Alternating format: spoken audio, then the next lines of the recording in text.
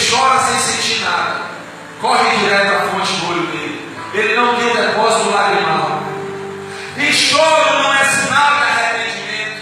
Arrependimento não é quando você chora. Arrependimento é quando você tem uma mudança de atitude, de comportamento, de caráter, de natureza e personalidade. Isso é arrependimento. Se arrependimento fosse apenas chorar, Deus teria levado em consideração o choro de Saul, quando vendeu a primogenitura, e o texto diz que depois ele arrependido, ele chorou. No livro de Hebreus, e no livro de Hebreus vai dizer que nem com as lágrimas, nem com o choro dele, Deus se comoveu. Se choro movesse o coração de Deus, qualquer choro, qualquer lágrima, movesse o coração de Deus, o livro de Malaquias, capítulo 3 e diante, não ia dizer: até quando vós banhais o meu altar, cobris o meu altar com as vossas lágrimas?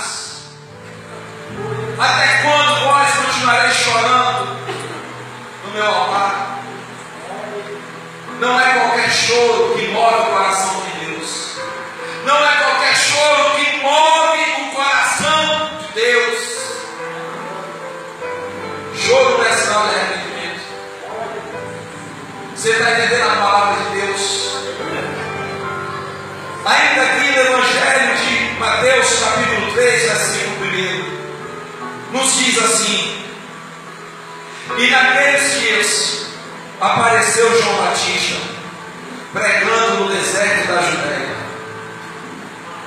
João Batista começou o seu ministério. João Batista terminou o seu ministério pregando dentro de uma grande sede, de um grande ministério, não. Pregando em cima de um púlpito bonito, com microfone de melhor marca na mão, com o melhor paletó e gravata no estilo, não. João Batista começou seu ministério, foi em cima de um palanque para multidões, para centenas de pessoas, não. Ele começou seu ministério dentro de um deserto. Ele começou e terminou no meio de um deserto. João Batista não era um profeta e pregador palaciano. O que é isso? Pregadores, profetas que viviam dentro de cortes, dentro de palácio. João Batista não tinha as costas largas, como diz. João Batista não tinha por trás dele alguém que lhe indicasse seu nome, que lhe indicasse seu ministério, que lhe apontasse para lhe colocar em uma posição maior. João Batista não tinha ninguém para lhe levantar ministerialmente. João Batista não tinha nenhum parentesco com nenhuma pessoa de uma grande hierarquia, de uma grande posição que lhe favorecesse. Ele não era alguém que tivesse o sangue azul, como diz o sangue real nas suas veias. O livro do profeta Isaías, capítulo 6, mostra que Isaías tinha um tio que era rei, estava sentado no trono. Mas no capítulo 6 diz que no ano em que morreu o rei Urias, eu vi a glória do Senhor. Foi preciso Deus tirar o rei da história para colocar o profeta, para Deus mostrar para o profeta: não é o homem, não é a posição de homem, não é a hierarquia de homem que vai te levantar, mas é o meu espírito, Isaías. Nós estamos vivendo um tempo, irmãos, e que nas convenções de muitos estados, nas convenções de muitas igrejas e de muitos ministérios, o que está prevalecendo é ter as costas largas. Se tiver um padrinho por trás, um apadrinhamento, se tiver um parente que seja pastor de campo, se tiver um parente que seja algo dentro da convenção, o que está prevalecendo é o apadrinhamento. Estão escolhendo pessoas, levantando pessoas para a obra ministerial através do apadrinhamento. Não se engane que a corrupção não está só no Brasil, no Congresso Nacional, no Palácio do Governo. Tem chegado nas igrejas. tem chegado nas igrejas. O famoso neopotismo. O que é o neopotismo? É quando alguém no congresso, quando alguém na política, na prefeitura, tem um parente de um cargo maior, e aquele parente coloca toda a sua família debaixo das suas asas, como a galinha faz com os pintos, e vai elegendo um por um. João Batista não tinha essa ligação. João Batista não tinha essa política. João Batista não tinha ninguém por ele para lhe levantar como profeta. E muitas vezes nas igrejas está prevalecendo é isso. Nós vemos pastores colocar os sobrinhos, colocar os tios, colocar a família toda para servir como pastores de campo de ministérios, porque está faltando João Batista para denunciar. Está faltando João Batista para dizer: pastor, está errado. Pastor não é por causa do nome e do título que o senhor tem. João Batista pregava no deserto. Não era um profeta e pregador de palácio. Tem pessoas, irmãos, e cantores, só quer cantar, só quer pregar se for em cima de palanque. Só quer cantar, só quer pregar se for aparecer. Só quer fazer alguma coisa para Deus na casa de Deus se o nome dele ou dela for anunciado pelo pastor. Por que tu não vai cantar na esquina da tua rua? Por que tu não vai cantar na calçada da tua casa? Não quer cantar? Não quer pregar? Por que tu não vai para uma praça pregar? Por que tu não vai para o presídio pregar? Tem muita gente que só quer pregar e cantar para aparecer, para ser mostrado.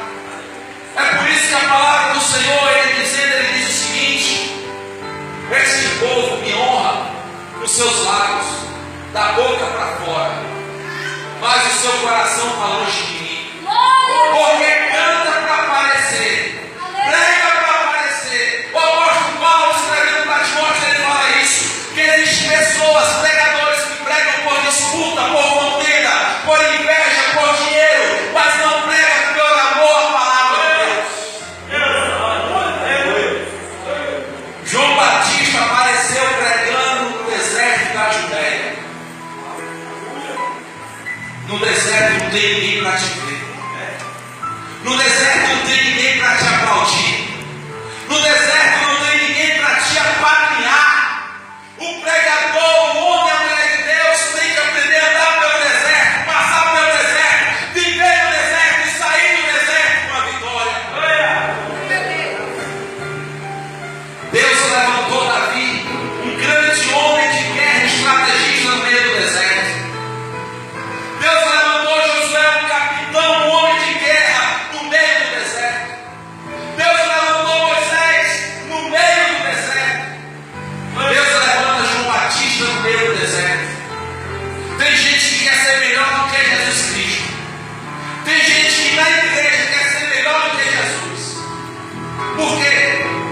Porque a Bíblia diz que antes de Jesus iniciar a sua pregação e o seu ministério, o Espírito de Deus levou Jesus até o deserto para ser provado e tentado no deserto, para passar a prova do deserto. Agora tem gente que não quer começar pelo deserto, quer começar nos palácios, não quer passar pelo deserto, quer começar no púlpito da igreja, não quer passar pelo deserto, quer começar já com o seu nome lá em cima, não quer começar de baixo. O texto diz que João Batista apareceu pregando no meio do deserto. Não é assim que diz a palavra? Olha comigo o versículo 3. Porque este é o anunciado pelo profeta Isaías, que disse: voz do que clama no deserto, preparai o caminho do Senhor, e endireitai as suas veredas. Aleluia. Voz do que clama no deserto. João Batista clamava no deserto. João Batista pregava no deserto. João Batista gritava em meio ao deserto. E nunca faltou um dia que não tivesse culto dirigido por João Batista. Nunca faltou um dia que tivesse alguém para se arrepender ouvindo a pregação de João Batista. Nunca faltou um dia que tivesse alguém para ser batizado nas águas por João Batista. Quer começar?